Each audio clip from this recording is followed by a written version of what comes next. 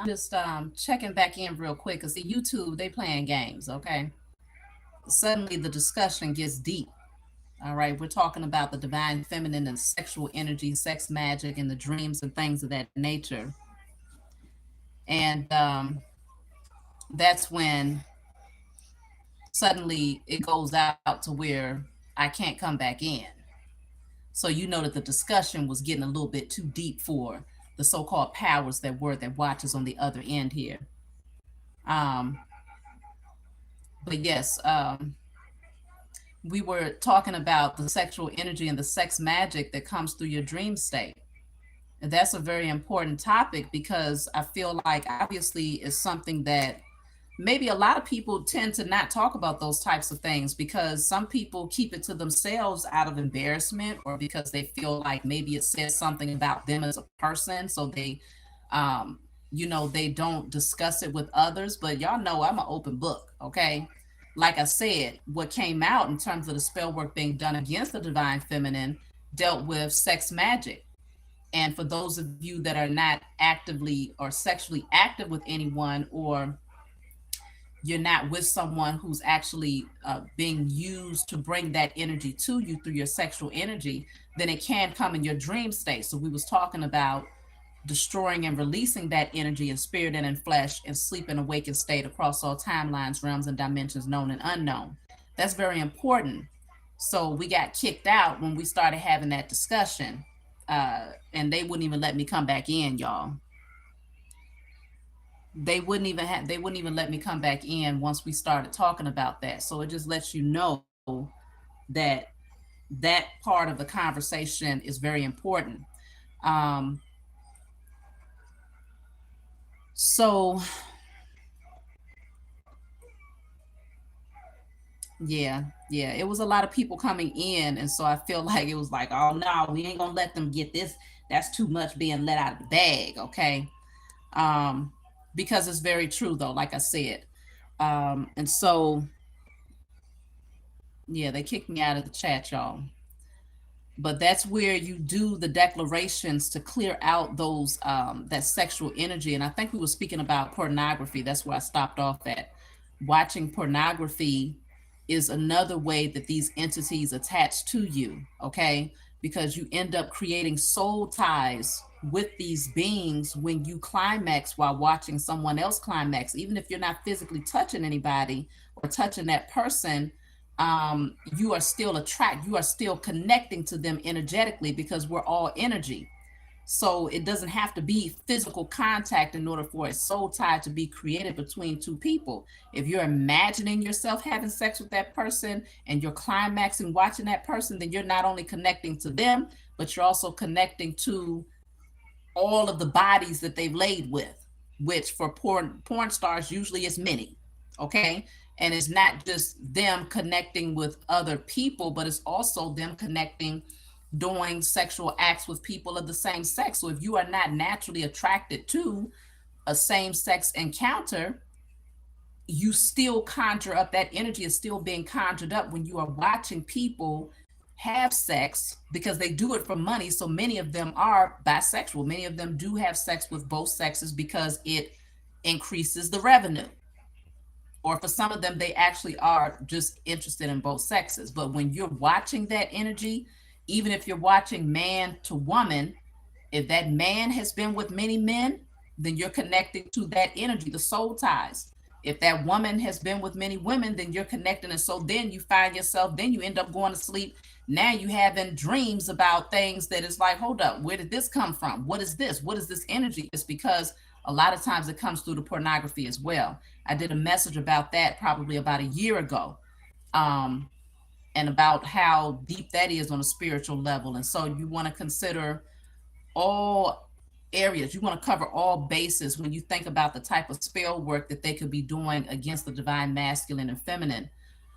Um, and being very careful with what you feed yourself with, through your vision, your sexual energy is very powerful, divine masculine and feminine. And so that's what they target the most. That's why there's another message that I did that was probably about 8 or 9 months ago, where I spoke about how many of the divine masculine and feminine go through sexual traumas where they're sexually molested at a very young age. That's another common theme for the divine masculine and feminine, because they want to get a hold of your sexual energy at an early age. They want you to have an unhealthy way of viewing sex at an early age, because if they can get to you then through sexual trauma and attach that Jezebel spirit to you early, then the spell work that they use against you from that point forward will be effective, because now you're operating from a overactive sacral chakra. You end up having an insatiable appetite for certain things that is not healthy, whether it's sex, pornography, shopping, drugs, alcohol, dependent or addictive behavior patterns when you have sexual traumas. And so they do this on purpose. Some people end up, you might not have an overactive sacral chakra to the point where you want sex. You might be repulsed by sex. You might have a completely different view of sex now, because it's like when you was violated and stuff, now it feels nasty just to do it or to think about it. They did that on purpose, because when you have a healthy way of viewing sexual energy, when the divine masculine and feminine come together, the two of you come together, when you connect in a sexual way, you know that y'all are you are in the process of creating something. Even if you're not creating a baby, you can use that sexual energy to awaken your spiritual gifts, to awaken, to manifest and to bring things into fruition and to shift your own energy, to heal one another, to do all of these things. So they want you to have an unhealthy way of viewing sex, whether it's you having an overly insatiable appetite for sex or whether you just repulsed by it. So that's why sexual trauma is also a common theme for the divine masculine and divine feminine. Okay. So the healing process for this union, divine masculine and feminine, is very deep. You have to heal yourself on a really deep level and understand why we can't indulge in certain things that other people who are not the chosen would indulge in.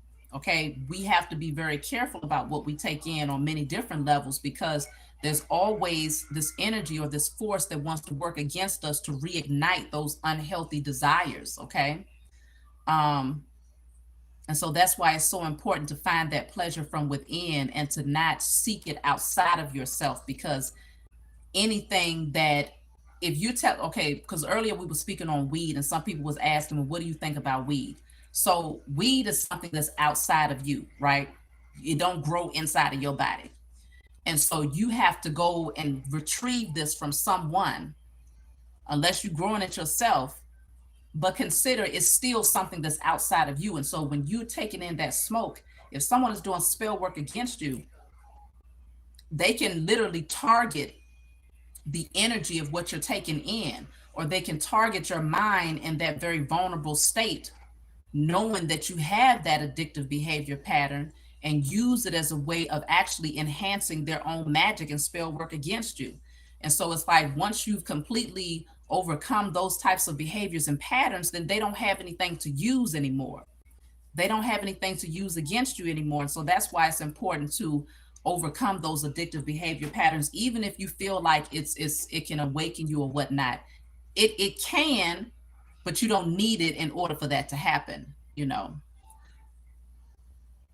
Hi, Nyanji. What are the signs that you are a chosen one?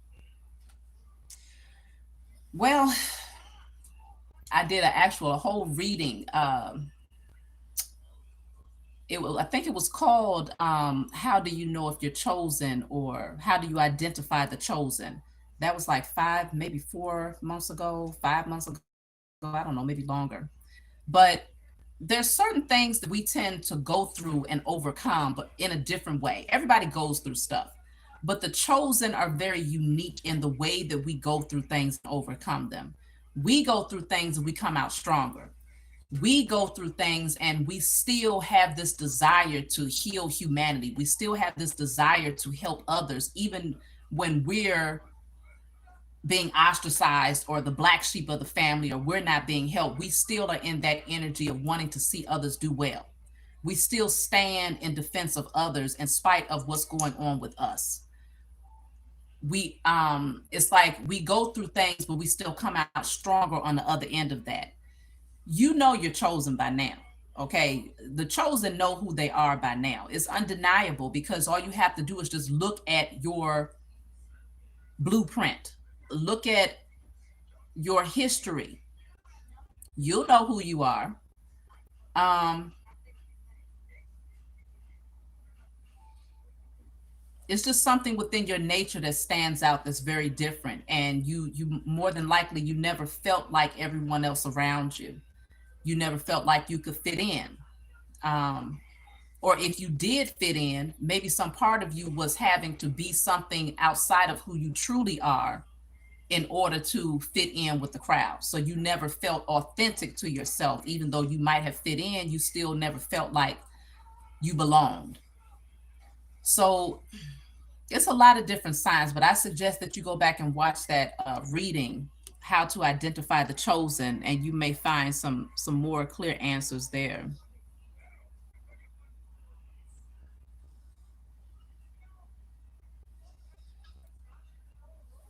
Everyone turned on me in 2016 for not voting Democratic at my university. I don't know. Y'all really want to go there about voting? We shouldn't be voting at all. What are you voting for? Who are you voting for? That whole Democrat versus Republican, I don't even get involved in it. I don't. Who's the president today? I don't know. I forgot. Who's the president? Who is it? I don't know. Who's the vice president? Who is the person that's, I don't even know the names of their positions. Who are these people? The whole system is rigged. It's all a game, okay?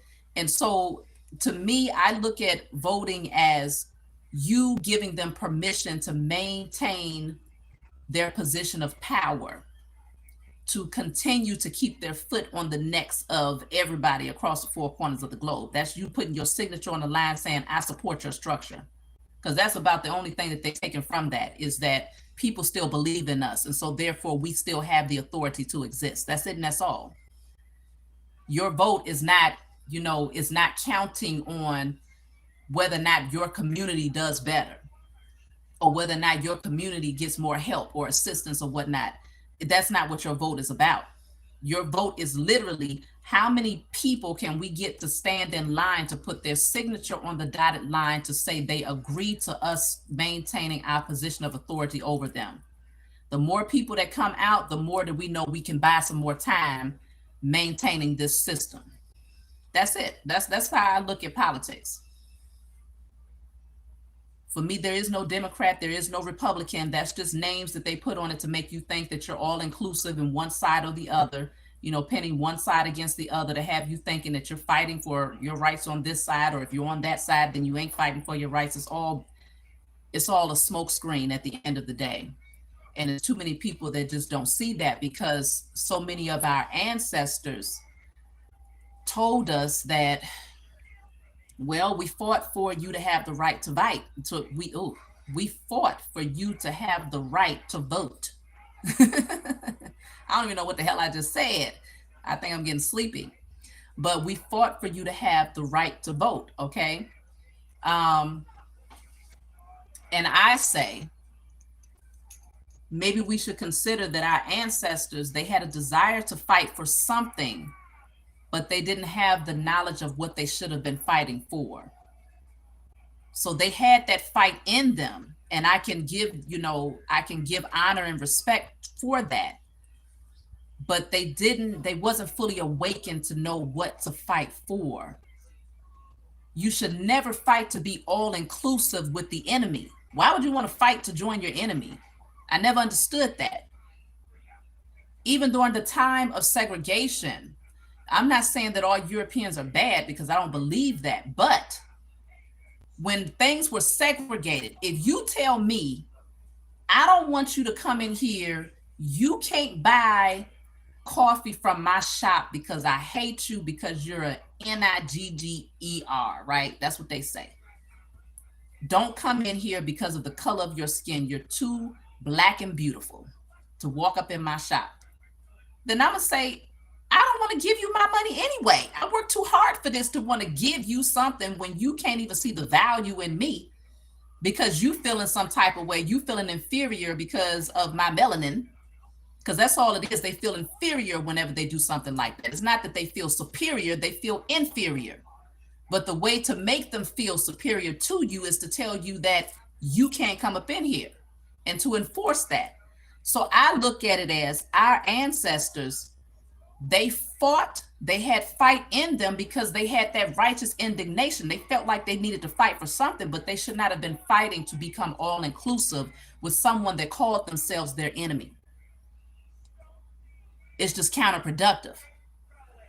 But it gives the enemy power to believe that there's something that they have to offer that we don't have if we're fighting to become a part of it.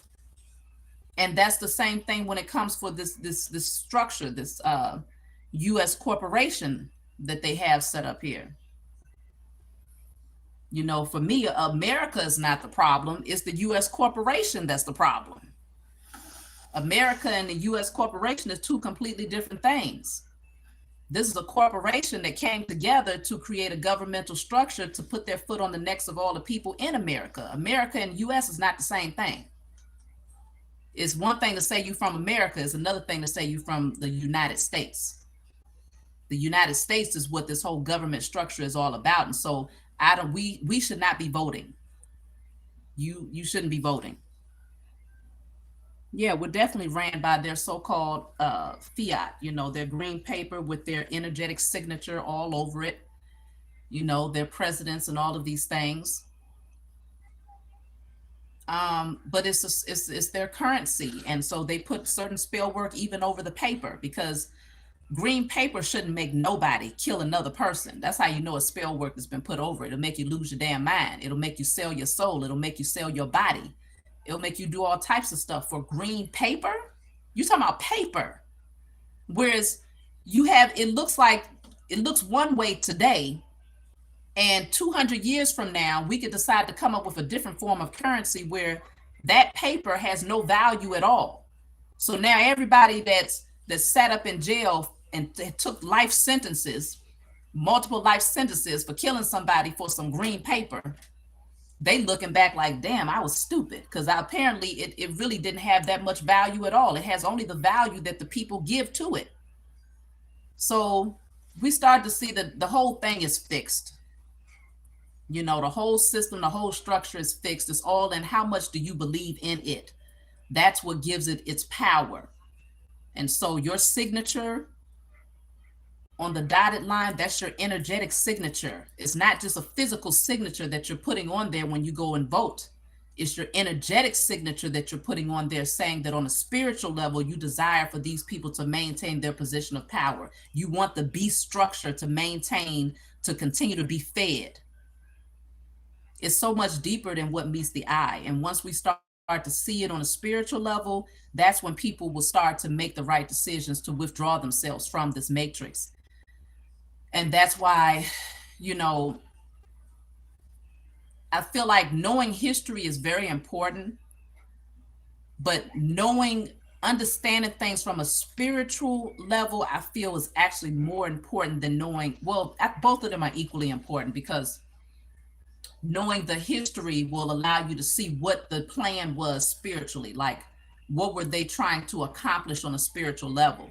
But you can't do one without the other, is what I'm saying. You definitely don't want to leave spirituality out of it, because if you don't see it from a spiritual level, then you'll never get it. You'll always think that there's something that we should be doing as a group of people in order to change the political structure. Or we got to come together and we got to demand that they put more melanated people into the White House, because then we'll have a fighting chance to get our reparations. Hell no, you don't want them up in there. You don't want them joining forces with these people. And I'm not talking about melanated people joining forces with Europeans. I'm talking about joining forces with the structure, the system. You don't want to do that, okay? That's one of the worst things that you could possibly do.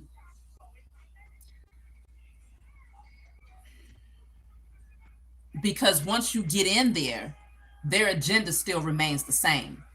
The puppet masters that's behind the scenes that you don't see are still going to make sure that you carry out the agenda. Okay? So a lot of people get bought and sold once they get into those positions of leadership through politics or whatnot. Behind the scenes, it's like, okay, we don't want you speaking on this. Now you can touch on this just a little bit to appease the people and have them thinking that something is changing, but don't get too deep, because if you do, you either gonna get taken out of here, or you're going to lose all of your power, your authority, and your financial security. And so many people, when you get wrapped up in this system, when you're still wrapped up in the matrix, you don't see the value in your soul versus your financial security. They think, okay, you in survival mode. Even if you're rich, if you in survival mode, you in trouble. Because then you can get bought and sold, by through any means.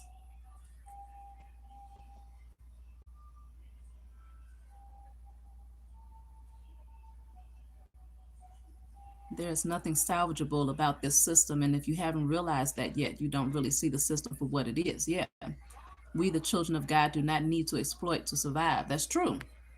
That's true. We need, the entire system needs to come down. It should not stand. Okay, you see what it was built on.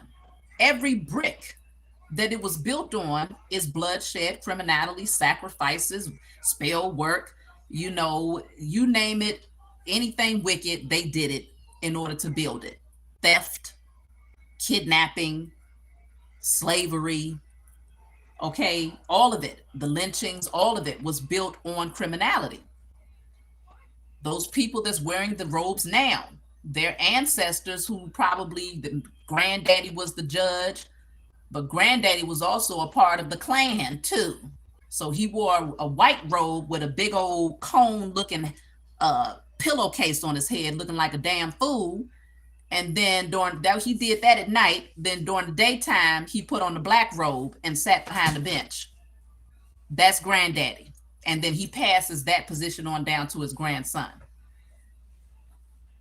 The police officers, they're the same ones that was in the same pillowcases and white sheets, looking a hot damn mess, a hot ghostly mess. Now they wearing badges. It's the same people. So how can we sit back and say, oh, we need to make sure that we all we got to do is get into the politics and start changing the way that they police things? How you gonna change? They built it on this structure, on that energy of hatred for a reason. The whole motive and the whole goal was to get to a certain group of people so that they could overtake them. Why? I wonder why. They must know something about this group of people. Must be something real special outside of the skin color about this group of people, to where they have worked feverishly for generations to ensure that they overtake this group of people. Why? Why is that so much of great importance to them? You got to ask yourself that question. Spiritually, though, looking through your spiritual eyes, not through your natural eyes. Because if you just look through your natural eyes, you might say, oh, well, they just don't like you because your skin is too dark. And technically dark is, maybe they just feel like dark is evil. They can't think that. There's no way in the world they can think that dark is evil, when melanated people, we have some of the most beautiful souls there is. In spite of that, you so many people that will still go and help that same person. How many melanated people have you seen that have gotten beaten down, trodden down, and they'll turn around and say, oh, I forgive you, I still love you, and I pray for you? It happens too often. Too often for comfort, to be honest with you. And so we're very good people, just our nature, okay? Now, yes, there's a lot of, some people say, well, what about the black on black crime in the community? A lot of that is all a part of the system. They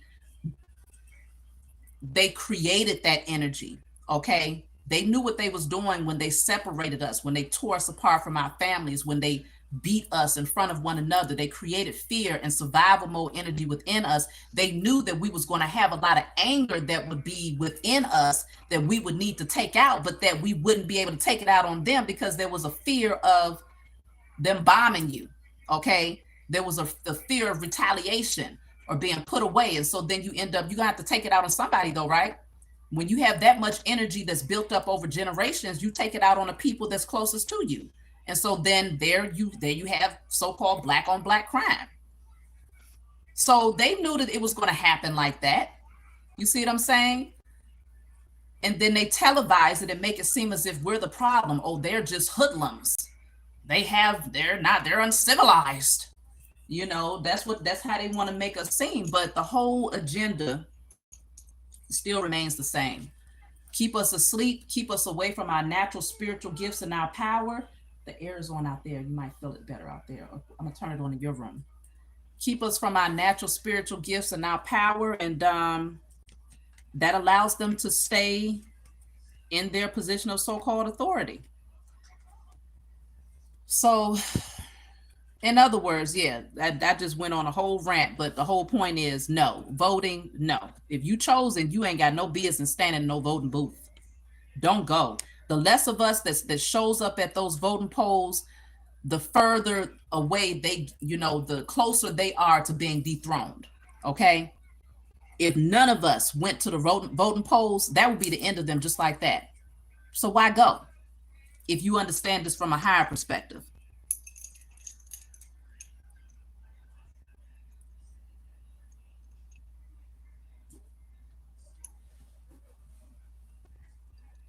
God is really restoring, and they are trying to keep this as quiet as they can, yet world we're living in such a historical moment to say, if I point out, is evident, yet we are so intentionally set in.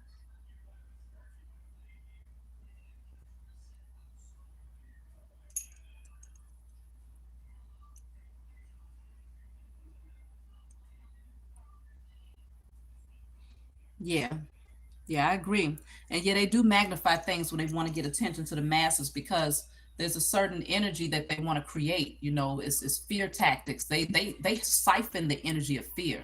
You want to talk about spell work? You think these people is just, some people don't even believe that these folks is out here doing spell work. That's one of the ways that they got to stay in their position of power.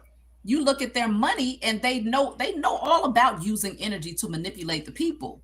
They know that green paper would not have had any power unless they put certain energy on it. And many of the things, the symbols and the signs and things that they ended up using, they stole it from us. They stole it from our ancestors who knew what these symbols meant and the type of energy that it can bring. Okay.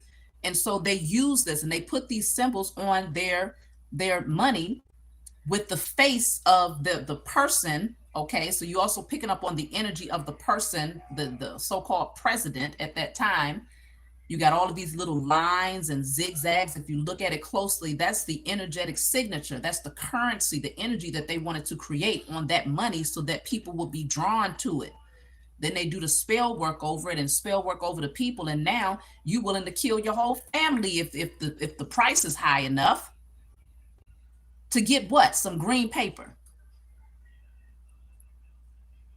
So they understand this thing, and that in terms of televising certain situations, yes, because they want to make sure that there's a certain amount of fear placed in certain groups of people. Because I still don't understand till this day, how is it possible that 99.9% of police shootings is always a melanated person? Now, America is supposed to be the melting pot. Where I'm staying at, I got many different, people from what they might call the Middle East, whatever. And Indians, you got Chinatown, you got, of course, the Europeans that come from Europe. Okay. You got all of these different people here, right? How is it possible that 99.9% of police shootings is always a melanated person? Is that just a coincidence? I'm not saying that I would like to see somebody else shot down, but at least it would make you think like, okay, well, there's not an agenda here. Why is it that the ones that get televised, they always look like me? I don't understand that. Well, I do understand it, but let's make it make sense. These people control the media. They control the police force. They control the judicial system, the government. So you know that there is an ultimate agenda in terms of who's being shot down, why it's being televised and publicized, and why you don't see other groups of people going through the same thing, even though there's many of other groups of people that live right here on the soil. So they're inciting fear, and they're targeting a certain group of people so that you would always feel like, look, We're still lynching you. We're still doing public sacrifices against you. We're televising it now. So back in the day, they used to take our people, they would hang us up on a tree, lynch us, and then they would have a whole bunch of people standing around. Y'all seen the pictures, looking like some old foolish hillbillies. Everybody standing around smiling, missing most of their teeth. They got their children standing out there next to them like, hey, honey, come take a picture next to this corpse of this melanated person that we just hung. And they would have the photos and put it in their papers and things like that, right? That was one of the ways that they televised it or that they announced it to the world. Now they're still doing the same thing, except they have a different way of bringing it to the public. Now more people get to see it. Let's put it on TV. Let's put it on social media. Let's put it through the papers. They got all different types of ways that they can get the whole world to see it, so that the whole message is this group of people is still inferior. This group of people still have no power. This group of people we still hate we still hate to the point of killing and lynching them. They still doing it. They still doing it. They haven't stopped. And so that's what it's all about, reminding you this is how we got into a position of power, and this is how we're going to stay there. At least that's what they think. But now they've tipped the scale so much. They've done so much wrong to our people that the pendulum is now swinging back. And the boomerang effect is something that there's nothing they can do about it. They can't prepare for the hit that's getting ready to come back on them. It's a massive one that's happening at this point. And so that's why it's so important for us to do the spiritual work. That's why it's so important for us to wake up on a spiritual level, because we are the ones that establish that justice by doing the declarations, declaring and decreeing, that the highest form of righteous judgment comes down upon the heads of our enemies, declaring and decreeing that justice is now served on behalf of ourselves, our ancestors, our offspring, that we receive back our inheritance, our birthright, and our sovereignty, breaking the generational curses, doing cords severing on a spiritual level from the system and from, so many different things has been shown to me. And I've done so many different messages about this, but it's deep, y'all.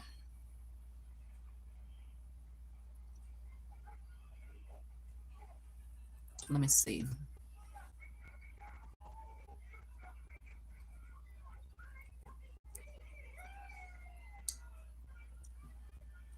And let me see. Once emancipated, men trusted and called women the same thing they heard and saw slave masters do. Our men use the same words, beat women, and our women are like they saw. Yeah, I mean, it is the same things that is learned behavior patterns, Oh, thank you, Miss BJ. I appreciate that.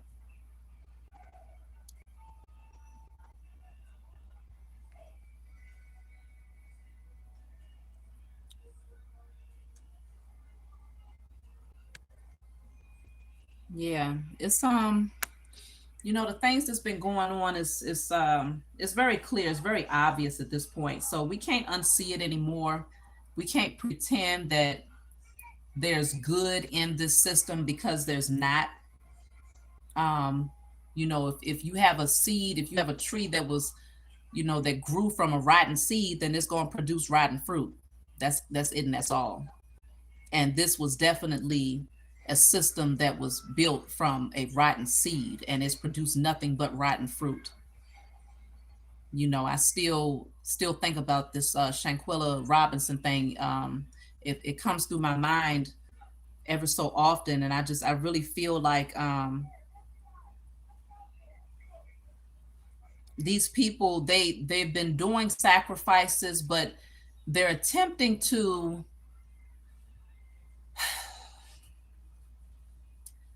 really make you believe that it's almost like saying We uphold our system, we uphold our laws. Okay, we uphold our laws. So if we have rules and regulations that restricts us from doing this or from going over there to or arresting this person over here even though they did a crime over there, we can't do it. We uphold our laws that strongly. Y'all know that's some BS. You know that they don't uphold crap that they say, even things that they put in writing. They find loopholes and ways to get around it. But what they was telling us, especially the melanated community, is that even if it's very obvious what happened to a person and it's televised, it's put on camera where you could physically see what happened to this person, we honor the law so much that we will not overstep that in order to bring justice on behalf of someone that you clearly saw was murdered. Okay? And so this, it just goes to show you how backwards the system is. Okay? They find loopholes to make sure that the people who commit the murders get away with it, but they won't find a loophole to make sure that they get, that justice is served. So this is not a system that you want to vote for.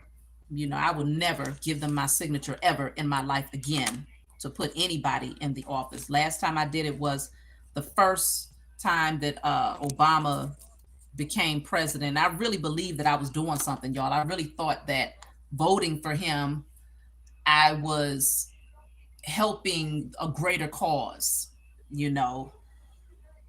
But some part of me intuitively knew that it was BS.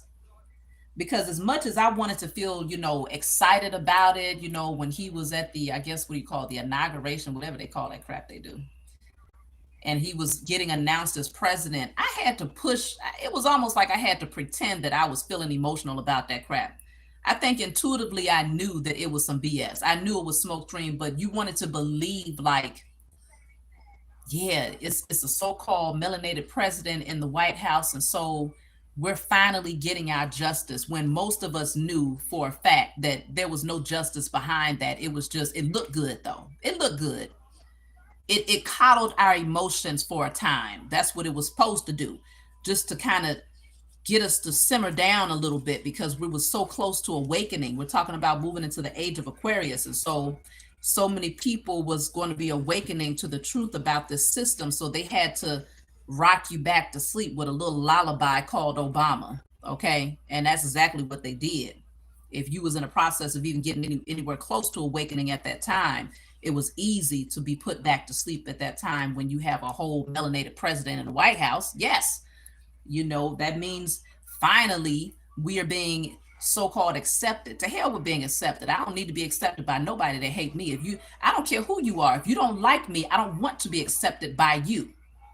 Matter of fact, I don't even exist to you. If you don't like me, I don't even exist to you. To hell with acceptance. It's like we've been spending too much time trying to be accepted. For what? For what reason? And I mean, your common sense would tell you that if you have children that's around kids at school, and they come home and they say, Mommy, it's a group of kids, they don't like me, they tell me I can't come and sit at the lunch table with them. You're not going to tell them, well, make sure that you keep trying, baby. Keep trying to go sit at the lunch table with them and they'll accept you at some point. Take them some apples and some Starburst tomorrow.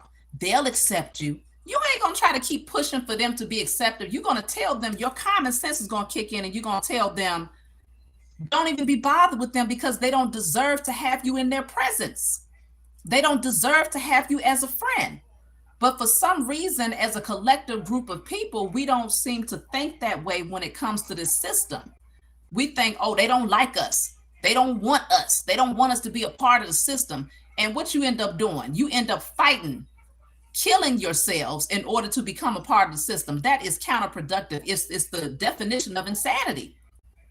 And that's why I say our ancestors, they had good intentions, but the thought process wasn't in alignment at that time. But we're waking up now, because it's a new generation of people now. You know, we are not our ancestors in that regard. We don't think the same way. We're not easily fooled by that, and believing that because your great grandmother, your grandfather fought for that we should still be fighting for the same thing. No, we're not going to fight to become all inclusive with you, because we realize that we are stronger together than we are, in cahoots with the enemy. What the hell are you going to join your enemy for? That gives them more power and strength, because now not only do they have their own strength, but now they got yours too to work up against you. So that's like, I mean, if you're talking about some war strategy, that's the worst war strategy that you can come up with. Not saying that we're trying to create no war or nothing, but damn, what was we thinking about? I don't know. I don't know.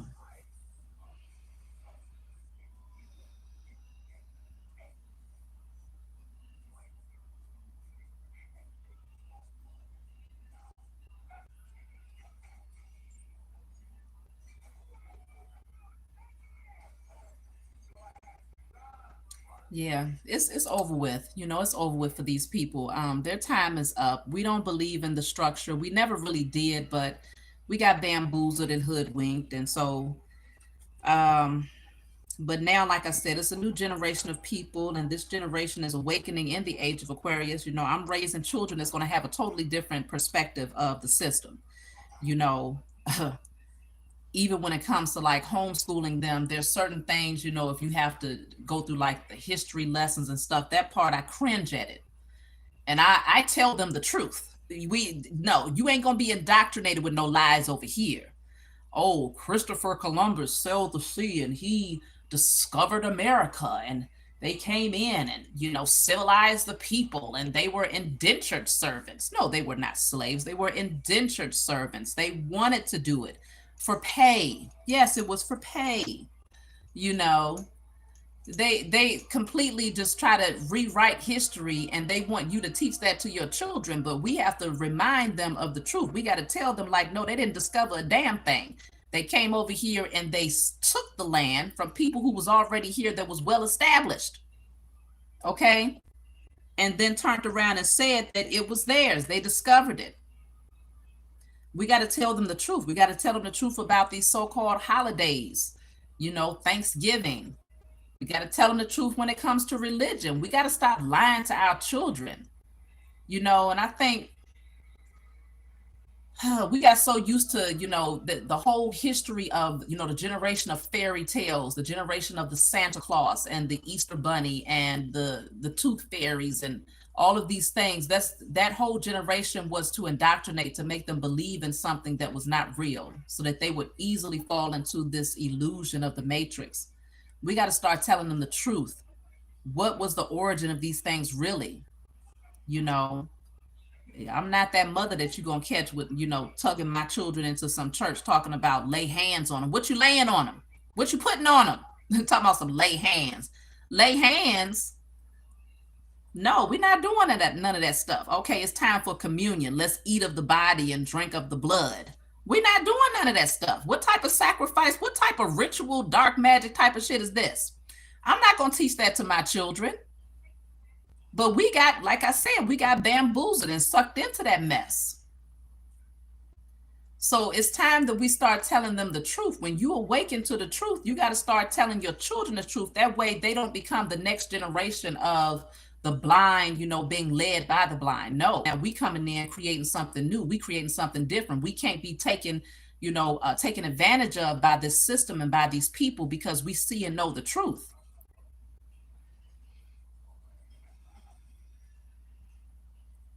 And one of the hardest parts is, especially, let's just say you have older children and you just came into your awakening like within the past 5 years, but you spent 15 years.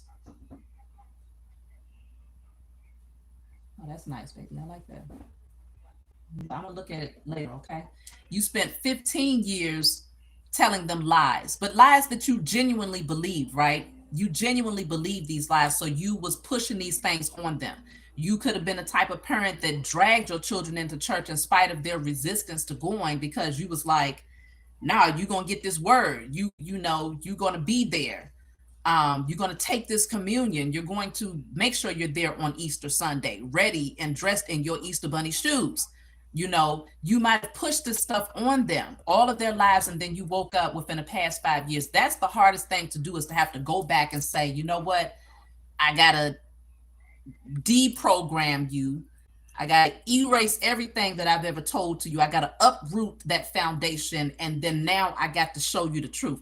Because now you might end up having children that's resistant to you, where they like, well, I don't know, Mama, are you wicked now? I don't know, Daddy, did you turn into a devil now? Because you told me that that was devil worship if I did this, that, or the third. You know, Pastor so and so said that that was wrong, and you said that was wrong all of my life. So what am I to believe? So then you end up having children that's torn. But that doesn't mean that you don't still go back and tell them the truth. You still give them, you still plant the seeds, even if you feel like it's late. Okay, because it's never too late. Your awakening was not too late, so their awakening is not too late either. You could be the one to at least introduce and to show them the narrow path, and to at least tell them why you had fallen deep into it. And that's why it's good to start asking those questions on a spiritual level.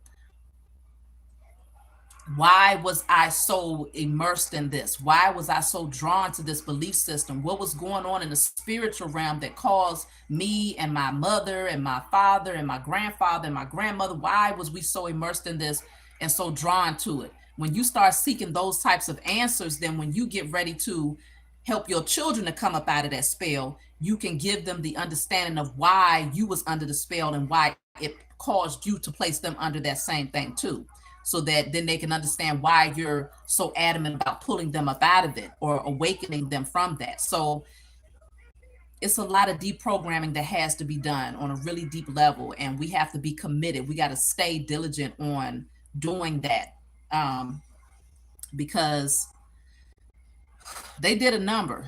They did a number on our people.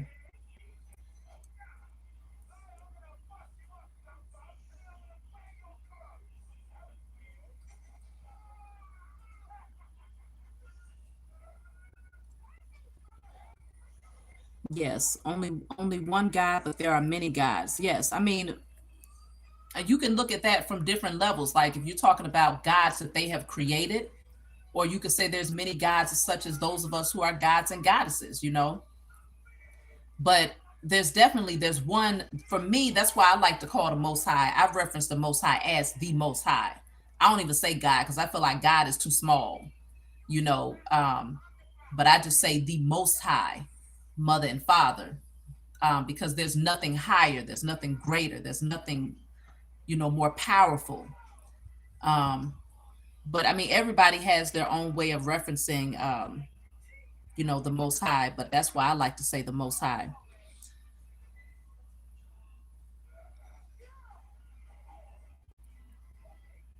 Yeah, I can't see the moon from over here. I'm gonna have to check it out, see if it's cloudy. Sometimes it'd be too cloudy for me to see it. You know, I like to moon gaze as well.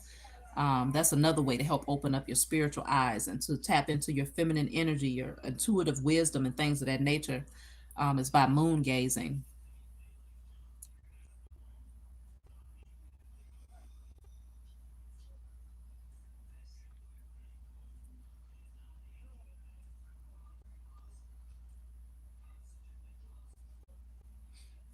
So you said I actually pay people to learn. I don't believe in taking money from anyone. I believe in each one teach one.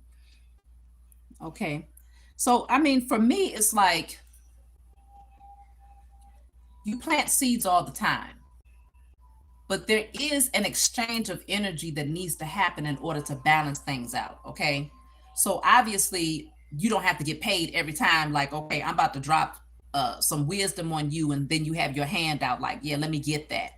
No, most of the things, most of the time, you teaching for free. Most of the time, that is the exchange of energy, is you give them the knowledge, they take what they need from it, and it helps them to grow. That is an exchange of energy as well. Then there's other times where you're doing your spiritual work and the exchange of energy is currency for wisdom, currency for wisdom, but it's still all energy, you know. But either way, you want to find a way to balance it out. So you don't want to just be out here casting out, you know, because your wisdom is very valuable. It's very valuable. Okay. So you want to see the value in your wisdom. Of course, everything, the energetic exchange is not always through physical paper money. It's currency, it's energy. So there will be an exchange some way, shape, or form. But if it is through physical money, then that's okay too, because that also helps to balance out the energy. It's one exchange of something valuable for another.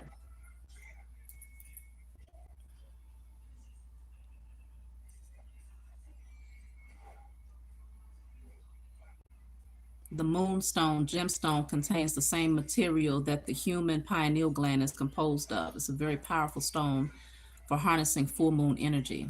Oh, that's interesting. Yeah, I didn't know it contained the same material as the pineal gland. I had a really nice moonstone heart crystal. I know my children lost it. I can't even find it. I might give me another one though.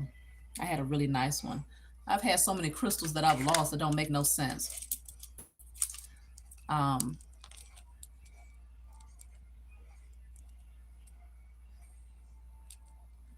Pastors have charged people even though they have told their congregations many, many lies. Right? That was not an equal exchange of energy. Okay, if you out here lying to folks and getting paid to do it, that is definitely a disproportion. Is not balanced when it comes to energetic exchange. Okay, you're paying someone to feed you lies, which is then putting you further to sleep, which is further lowering your vibrations. And so, even in the spiritual realm, that exchange of energy is not balanced.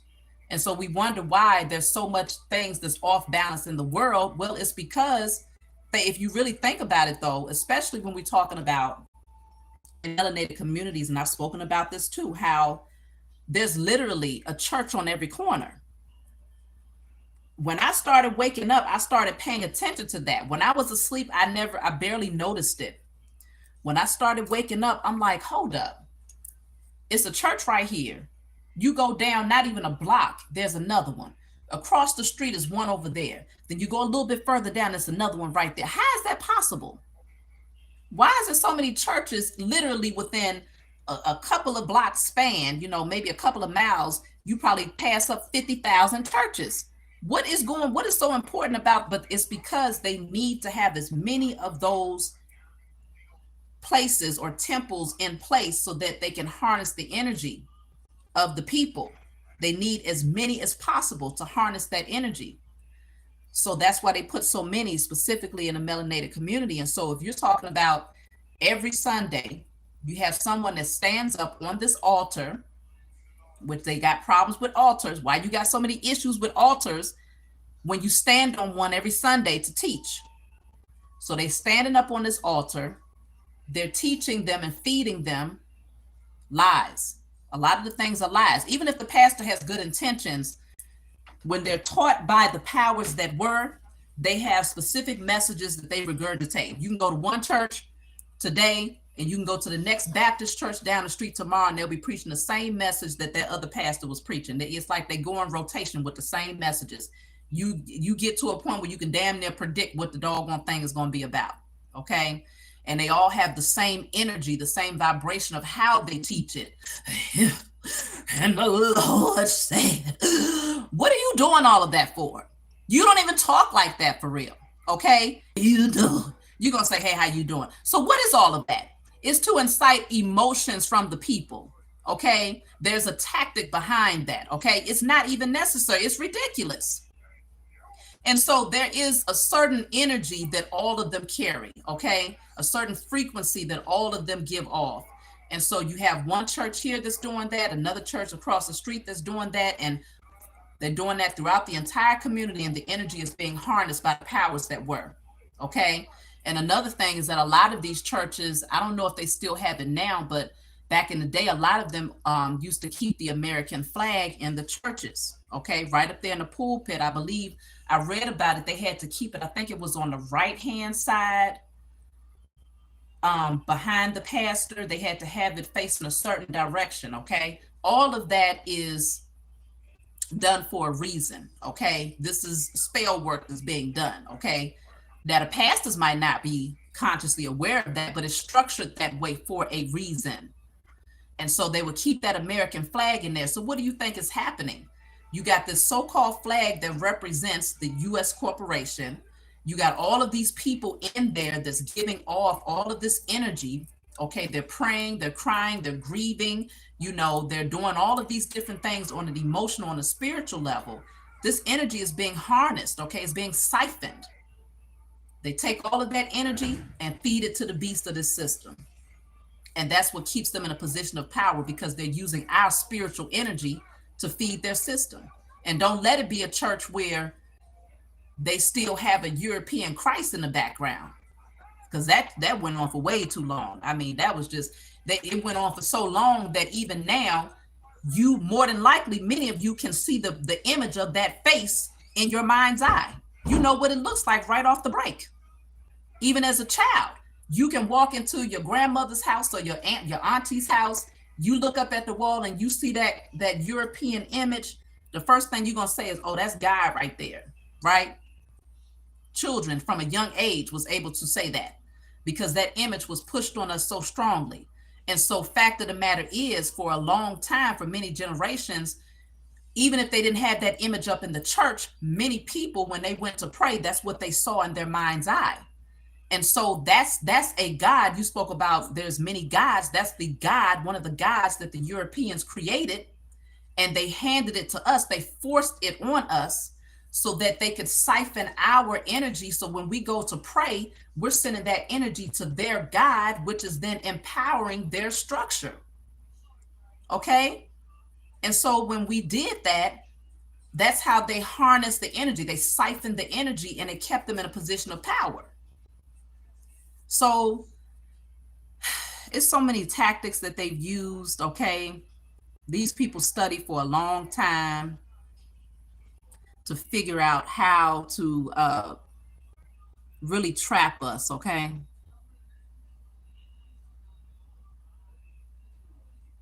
That checks your bank account before you can join. They tripping.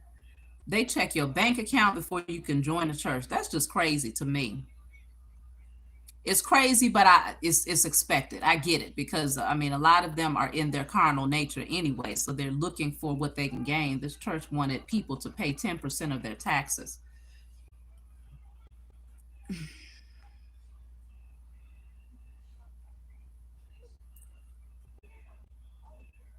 How you doing, handsome priest Brim? Finding my tribe. Hello to you. Do the math with it being what point to what they pretend is work when it's votes they had buried in ground on bank of river.